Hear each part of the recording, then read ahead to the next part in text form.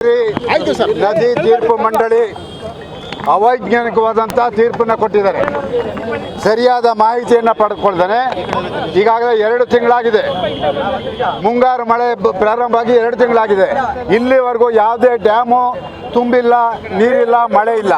ಈ ಸಂದರ್ಭದಲ್ಲಿ ಅವೈಜ್ಞಾನಿಕವಾದಂಥ ತೀರ್ಪನ್ನು ಕೊಟ್ಟು ಕರ್ನಾಟಕದ ಕನ್ನಡಿಗರ ಮೇಲೆ ದೌರ್ಜನ್ಯವನ್ನು ಕೇಂದ್ರ ಸರ್ಕಾರ ಮತ್ತು ಅಧಿಕಾರಿಗಳು ಮಾಡ್ತಾ ಇದ್ದಾರೆ.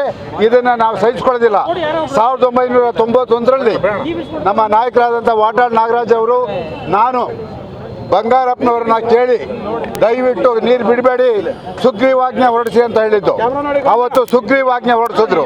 ಅದೇ ರೀತಿ ಇವತ್ತು ನೀವು ಮೇಕೆದಾಟು ಪರವಾಗಿ ಮಾನ್ಯ ಮುಖ್ಯಮಂತ್ರಿಗಳು ಪಾದಯಾತ್ರೆ ಮಾಡಿದ್ರಿ. ಇವತ್ತು ನಿಮಗೆ ಬದ್ಧತೆ ಇದೆ. ಯಾವುದೇ ಕಾರಣದಲ್ಲೂ ತಮಿಳುನಾಡಿಗೆ ನೀರು ಬಿಡಲ್ಲ ಅನ್ನೋ ಒಂದು ತೀರ್ಮಾನವನ್ನು ತಗೊಳ್ಳಬೇಕು, ಮೇಲ್ಮನವಿಯನ್ನು ಸಲ್ಲಿಸಬೇಕು. ನಮ್ಮ ನಾಯಕರು ಹೇಳ್ದಂಗೆ ಕರ್ನಾಟಕ ಬಂದ್ಗೆ ನಾವು ನಾಡಿದ್ದು ತೀರ್ಮಾನ ಮಾಡಿ ಕರೆ ಕೊಡ್ತೀವಿ.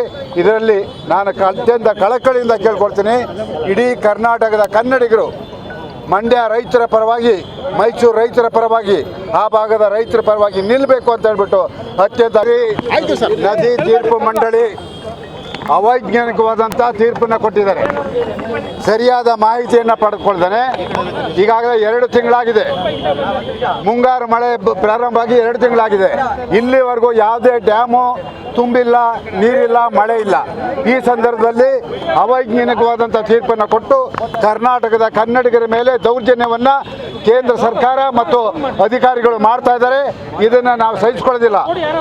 1991ರಲ್ಲಿ ನಮ್ಮ ನಾಯಕರಾದಂಥ ವಾಟಾಳ್ ನಾಗರಾಜ್ ಅವರು ನಾನು ಬಂಗಾರಪ್ಪನವ್ರನ್ನ ಕೇಳಿ ದಯವಿಟ್ಟು ನೀರು ಬಿಡಬೇಡಿ, ಸುಗ್ರೀವಾಜ್ಞೆ ಹೊರಡಿಸಿ ಅಂತ ಹೇಳಿದ್ದು. ಅವತ್ತು ಸುಗ್ರೀವಾಜ್ಞೆ ಹೊರಡಿಸಿದ್ರು.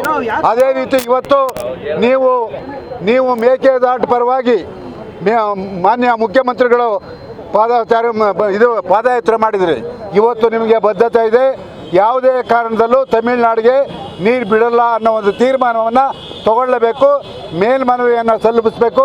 ನಮ್ಮ ನಾಯಕರು ಹೇಳ್ದಂಗೆ ಕರ್ನಾಟಕ ಬಂದ್ಗೆ ನಾವು ನಾಡಿದ್ದು ತೀರ್ಮಾನ ಮಾಡಿ ಕರೆ ಕೊಡ್ತೀವಿ. ಇದರಲ್ಲಿ ನಾನು ಅತ್ಯಂತ ಕಳಕಳಿಯಿಂದ ಕೇಳ್ಕೊಳ್ತೀನಿ, ಇಡೀ ಕರ್ನಾಟಕದ ಕನ್ನಡಿಗರು ಮಂಡ್ಯ ರೈತರ ಪರವಾಗಿ, ಮೈಸೂರು ರೈತರ ಪರವಾಗಿ, ಆ ಭಾಗದ ರೈತರ ಪರವಾಗಿ ನಿಲ್ಲಬೇಕು ಅಂತ ಹೇಳ್ಬಿಟ್ಟು ಅತ್ಯಂತ ಕಳಕಳಿಯಿಂದ ಮನವಿ ಮಾಡ್ಕೊಳ್ತೀನಿ. ನಮ್ಮ ನಾಯಕರು ಹೇಳಿದ್ರು